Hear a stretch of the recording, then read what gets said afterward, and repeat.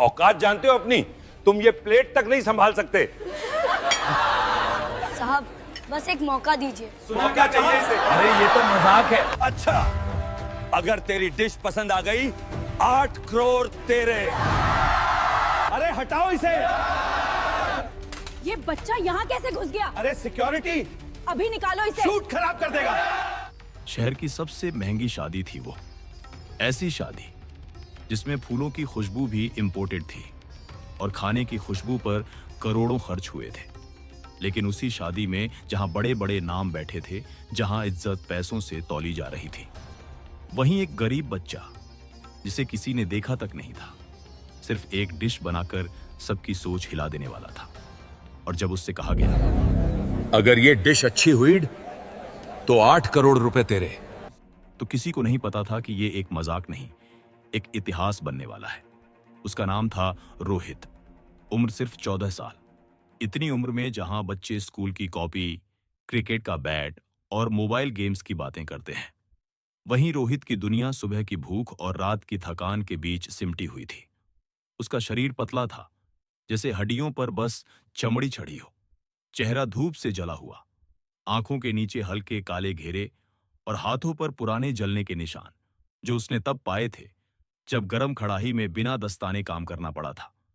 वो न मेहमान था, न रिश्तेदार, न ही कोई शेफ। असल में वो वहां होते हुए भी नहीं था। लोग उसे देख नहीं रहे थे, बस उसके पास से गुजर रहे थे। वो बस एक किचन हेल्पर था, जिसका काम था बर्तन उठाना, सब्जी काटना, कूड़ा बाहर फेंकना और जरूरत पड़े तो किसी का गुस्सा भी चुपचाप सह लेना। शादियों में उसका नाम कोई नहीं पूछता था, बस आवाज आती थी, ए लड़के, इधर आ, जल्दी कर। और वो दौड़ पड़ता था। जो बच जाए, जो फेंकने से पहले मिल जाए, उसी से पेट भर लेना। यही उसकी दुनिया थी। 2 दिन से उसने ढंग से कुछ नहीं खाया था। कल रात भी बस एक सूखी रोटी और पानी। इसलिए जब शादी में इतना सारा खाना दिखा तो उसकी आंखें अपने आप भर आईं।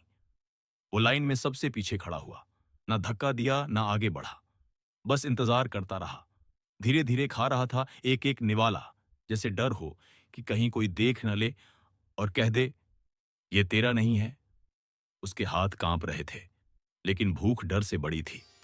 उसे नहीं पता था कि यही शादी, जहां वो चुपचाप खाने की कोशिश कर रहा था, कुछ ही देर में उसकी पूरी जिंदगी का रुख बदलने वाली है।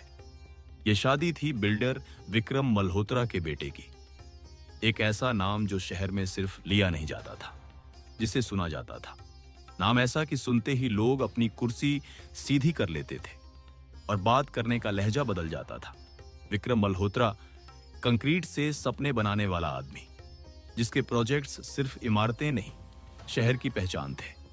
और आज उसी आदमी की बेटी की शादी थी। पूरे रिसॉर्ट को रोशनी से नहला दिया गया था। ऐसी रोशनी जो अंधेरे को छुपाने के लिए नहीं, पैसे को दिखाने के लिए लगाई गई थी।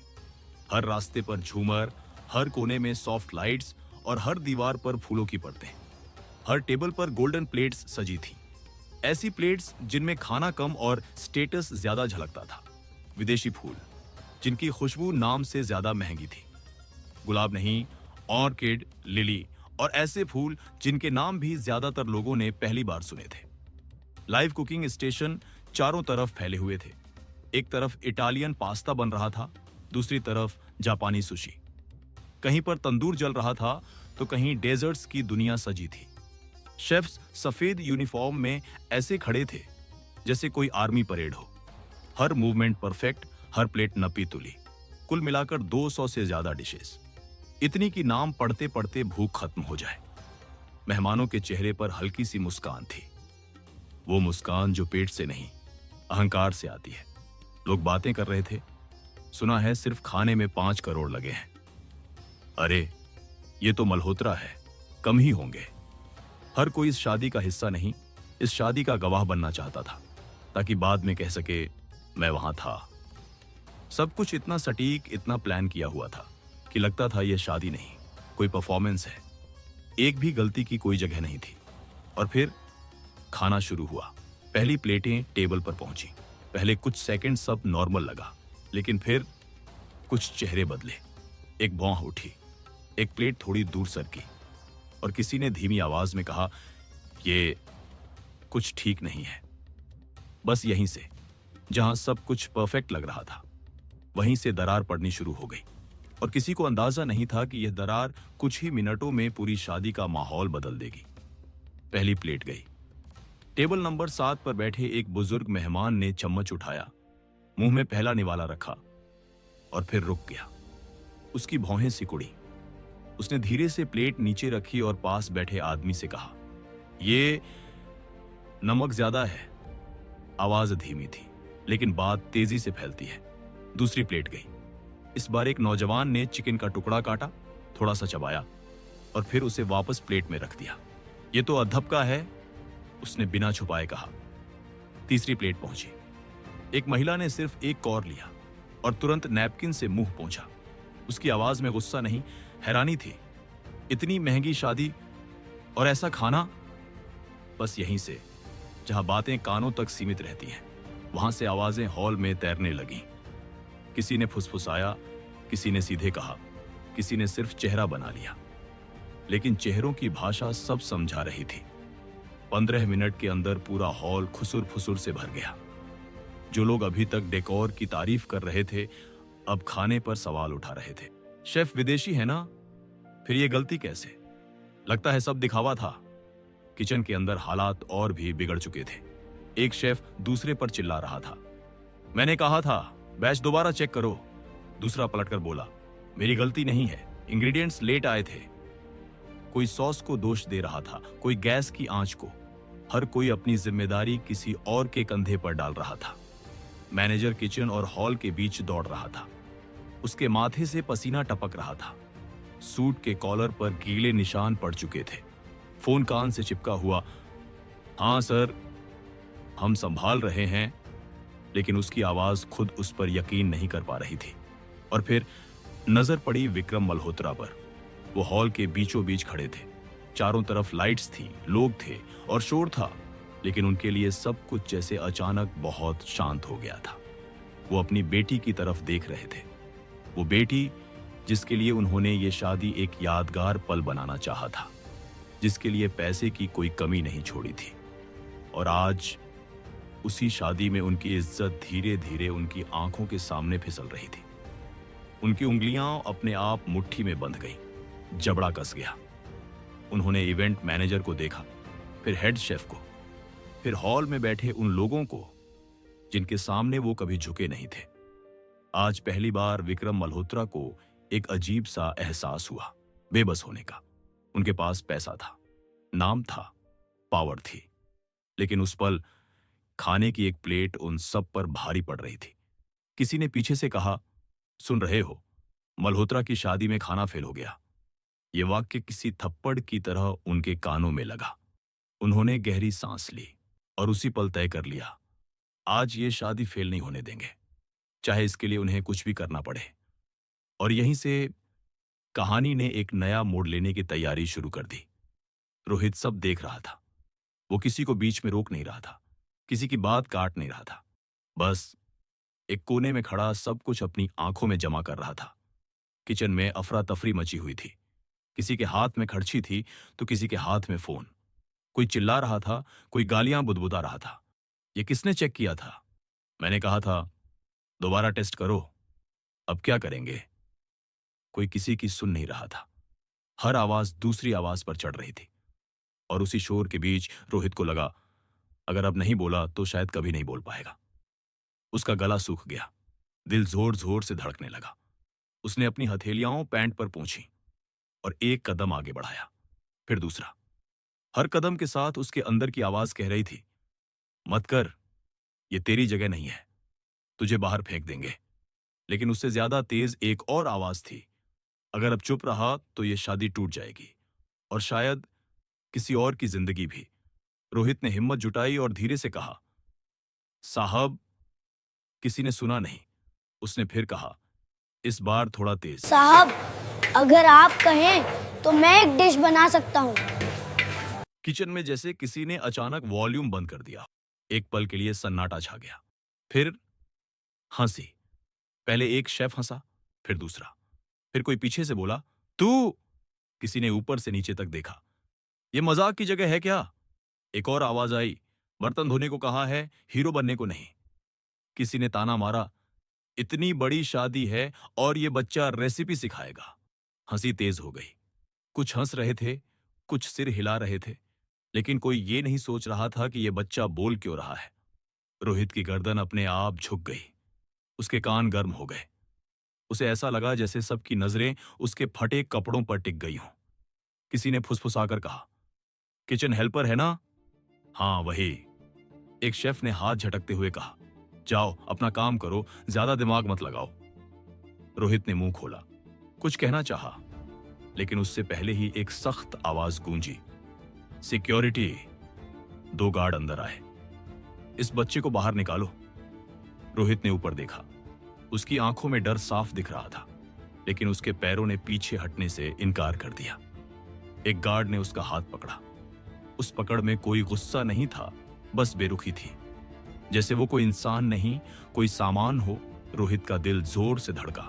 उसे लगा अब सब खत्म, अब वो बाहर होगा और यह शादी अपने हाल पर छोड़ दी जाएगी। लेकिन उसी पल किस्मत ने एक और सांस लेने का मौका लिया। तभी विक्रम मल्होत्रा गुस्से में बोले, अच्छा। उनकी आवाज किचन की दीवारों से टकराकर सीधे हॉल तक चली गई। अगर तेरी बनाई डिश मेहमानों को पसंद आ गई। उन्होंने एक पल रुककर चारों तरफ देखा, जैसे सबको याद दिला रहे हों कि यह शादी किसकी है। तो 8 करोड़ तेरे। ये शब्द नहीं थे, ये एक विस्फोट था। पूरा हॉल चुप हो गया। ऐसी चुप्पी जो सिर्फ हैरानी से नहीं, डर से भी आती है। कुछ लोगों को हंसी आ गई, हल्की, दबाई हुई। ये क्या बोल दिया? गुस्से में है। कुछ को तरस आया, बच्चा है यार। और कुछ ने सोचा, ये बस एक अमीर आदमी का गुस्सा है जो 5 मिनट में ठंडा हो जाएगा। लेकिन रोहित नहीं हंसा। उसके चेहरे पर न मुस्कान थी, न हैरानी, बस एक अजीब सी शांति थी, जैसे उसे पैसे की नहीं, सिर्फ मौके की कीमत पता हो। उसने गहरी सांस ली और बहुत धीरे लेकिन बिल्कुल साफ आवाज में बोला, एक मौका दीजिए साहब। उस एक वाक्य में न जिद थी, न शिकायत, बस भरोसा था। और उसी भरोसे ने उस पल को सिर्फ शर्त नहीं, किस्मत की परीक्षा बना दिया। रोहित ने कुछ स्पेशल नहीं मांगा, न मक्खन, न क्रीम, न विदेशी मसाले, न वो चीजें जिनसे अमीरी झलकती है, और ना वो नाम जो मेन्यू में लिखे जाए। उसने बस इतना कहा, थोड़े से चावल दे दीजिए और दाल। किचन में कुछ लोगों ने एक दूसरे को देखा, जैसे पूछ रहे हों, ये मजाक कर रहा है क्या? लेकिन रोहित गंभीर था। उसके लिए ये सिर्फ सामग्री नहीं थी, ये उसकी पूरी दुनिया थी। ये रेसिपी उसकी मां की थी, उस मां की जो सुबह सुबह दूसरों के घरों में चूल्हा जलाती थी, जो अक्सर कहा करती थी, बेटा खाने में स्वाद मसालों से नहीं, नियत से आता है। और फिर हंसकर जोड़ देती, और भूख से बड़ा कोई स्वाद नहीं होता। रोहित को याद आया कैसे कई रातों में वो और उसकी मां एक ही थाली में थोड़ा थोड़ा बांट कर खाते थे। कैसे मां अपना हिस्सा छोड़ देती थी और कहती थी, मुझे भूख नहीं है। उसकी उंगलियां चावल धोते वक्त हल्की हल्की कांप रही थी। कढ़ाई गर्म हो रही थी, भाप उठ रही थी, उसके हाथ कांप रहे थे। लेकिन आज वो डर से नहीं कांप रहे थे। आज उनमें जिम्मेदारी थी, एक पूरी शादी की, एक आदमी की इज्जत की, और शायद अपनी जिंदगी की। उसने आंखें बंद की और एक पल के लिए किचन का शोर अपने दिमाग से बाहर कर दिया। अब वहां सिर्फ वो था और उसकी मां की आवाज, धीरे चलाओ आंच, जल्दी मत करो, खाने को महसूस करो। और उसी एहसास के साथ रोहित ने अपनी जिंदगी की सबसे अहम डिश बनानी शुरू की। डिश सर्व हुई, कोई ढोल नहीं बजा, कोई घोषणा नहीं हुई, बस एक साधारण सी प्लेट टेबल पर रख दी गई। पहले एक मेहमान ने खाया। उसने चम्मच उठाया, मुंह में पहला निवाला रखा और बिना कुछ कहे दूसरा निवाला ले लिया। उसके चेहरे पर ना मुस्कान थी, ना नाराजगी, बस एक पल की रुकावट थी। फिर दूसरा मेहमान। उसने खाने के बाद पानी नहीं मांगा, ना ही प्लेट को एक तरफ खिसकाया, वो बस धीरे धीरे चबाता रहा। फिर तीसरा। उसने आंखें बंद की, जैसे स्वाद को ध्यान से समझना चाहता हो। उस पल हॉल में कुछ बदला। कोई जोर से नहीं बोला, लेकिन शोर कम होने लगा, कांटे रुकने लगे, बातें अधूरी रह गई।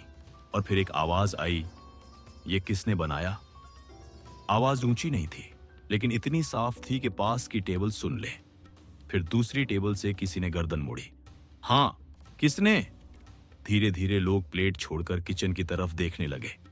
कोई खड़ा नहीं हुआ, कोई दौड़ा नहीं, बस नजरें मुड़ने लगी, जैसे अचानक कहानी का केंद्र स्टेज से हटकर किचन बन गया हो। एक विदेशी मेहमान जो अब तक बस औपचारिक मुस्कान में था, उसने प्लेट नीचे रखी और अपने साथ बैठे व्यक्ति से कहा, दिस टेस्ट्स ऑनेस्ट। उसने फिर से वही शब्द दोहराया, ऑनेस्ट। उस शब्द में ना तारीफ थी, ना तकनीक, बस सच्चाई थी। वो स्वाद जो दिखावा नहीं करता, जो कोशिश नहीं करता अमीर दिखने की, बस वही होता है जो है। अब और लोग ध्यान देने लगे। एक महिला ने अपने पति से कहा, ये अलग है। किसी ने सिर हिलाया, किसी ने धीरे से प्लेट आगे बढ़ाई और परोसने को कहा। किचन के बाहर भीड़ जमा होने लगी। शेफ्स चुप थे, वही शेफ्स जो कुछ देर पहले एक दूसरे पर चिल्ला रहे थे। अब उनके चेहरे पर हैरानी थी और कहीं एक अजीब सा डर, क्योंकि उन्हें भी समझ आ रहा था ये कोई साधारण तारीफ नहीं है। और तभी विक्रम मल्होत्रा उठ खड़े हुए। उनकी कुर्सी की हल्की सी आवाज उस सन्नाटे में बहुत तेज लगी। सारे चेहरे उनकी तरफ मुड़ गए। वो कुछ नहीं बोले, बस प्लेट उठाई और खुद एक निवाला लिया। हॉल में सांसें थम गईं। उनके चेहरे पर कोई एक्सप्रेशन नहीं बदला, लेकिन उनकी आंखें कुछ ढूंढ रही थीं।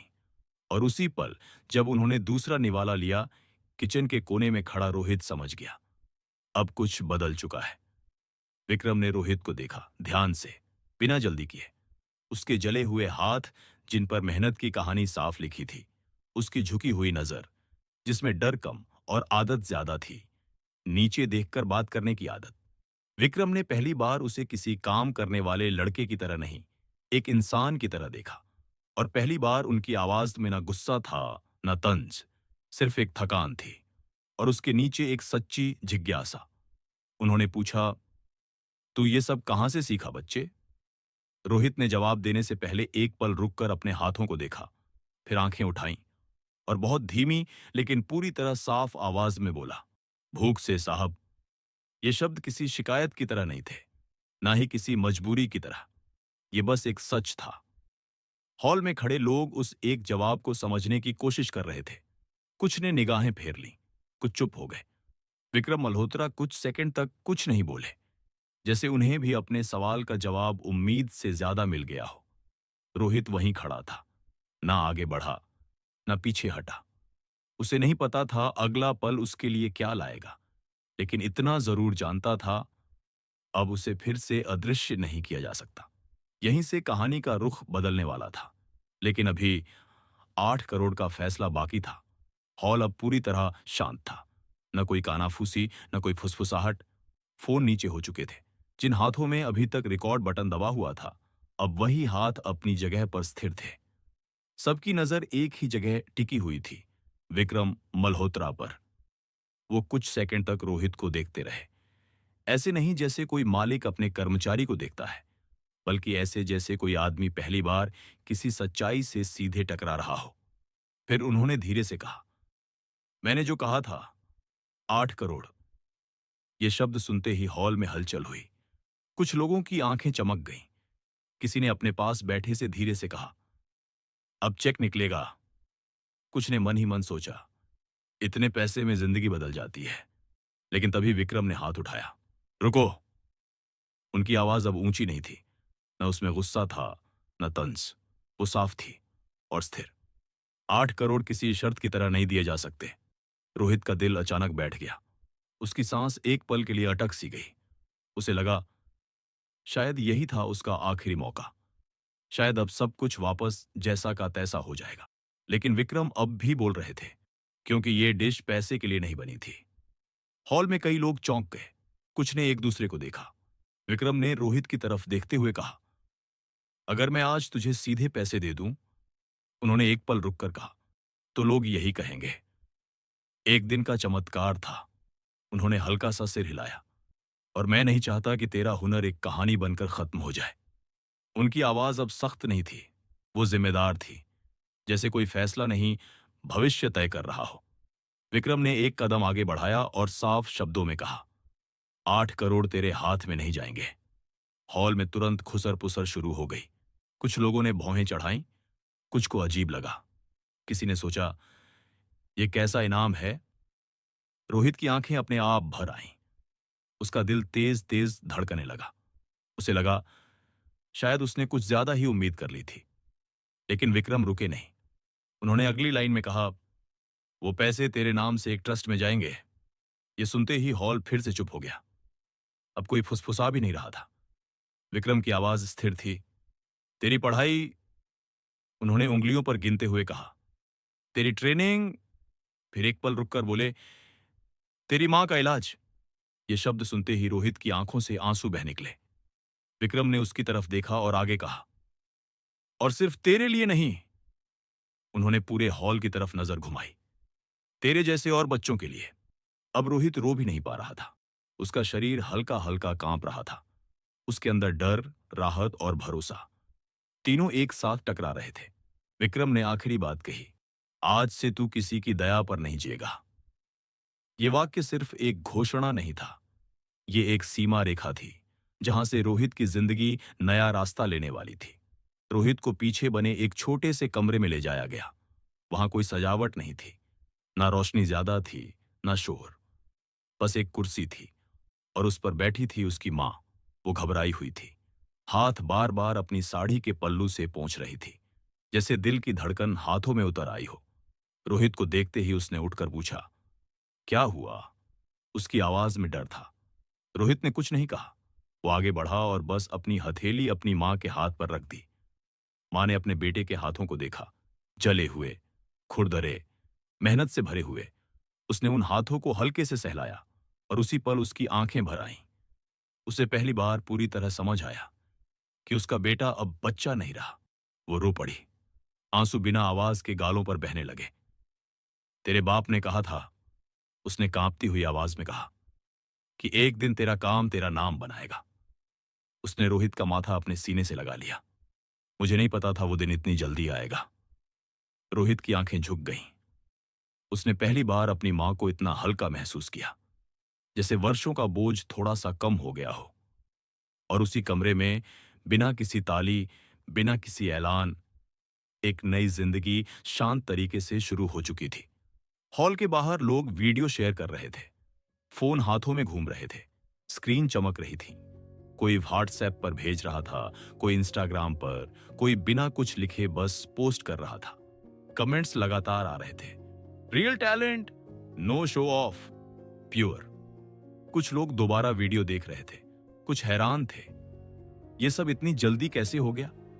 रोहित यह सब दूर खड़ा देख रहा था। उसके चेहरे पर डर साफ था। अब सब मुझे पहचानेंगे? उसने धीमी आवाज में पूछा। विक्रम ने सिर हिलाया, हां। फिर थोड़ी नरमी से बोले, लेकिन अब तू अकेला नहीं है।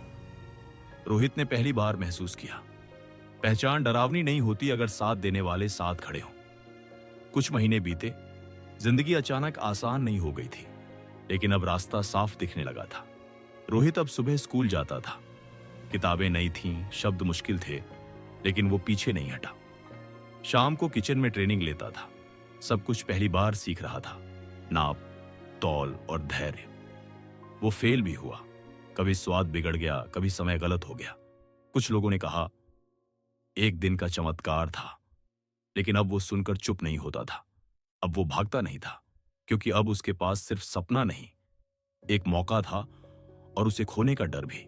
1 साल बाद उसी शहर में, उसी सड़क पर एक छोटा सा बोर्ड लगा था, रोहित्स किचन। ना चमकती लाइटें, ना बड़े बड़े पोस्टर, ना किसी मशहूर शेफ का नाम, बस एक सादा सा बोर्ड और उसके नीचे खुला हुआ दरवाजा। अंदर से खाने की खुशबू आ रही थी, ऐसी खुशबू जो भूख से नहीं, यादों से जुड़ी होती है। भीतर एक बच्चा बर्तन धो रहा था, चुपचाप, ध्यान से, बिल्कुल वैसे ही जैसे कभी रोहित धोया करता था। रोहित ने उसे देखा, कुछ पल रुका, फिर पास जाकर हल्की आवाज़ों में कहा, पहले खाना खा लेना। बच्चे ने चौंक कर देखा, फिर सिर हिलाया। रोहित मुस्कुराया, क्योंकि उसे याद था खाली पेट कोई सपना नहीं पनपता। वो बाहर आया और एक पल के लिए उस पुराने रिसोर्ट की तरफ देखा जहां कभी उसकी जिंदगी एक प्लेट से बदली थी। आज उसके पास नाम था, काम था और एक वजह थी, किसी और की भूख समझने की, क्योंकि वो जानता था भूख से बड़ा कोई स्वाद नहीं होता और कभी-कभी सिर्फ एक डिश पूरी जिंदगी बदल देती है।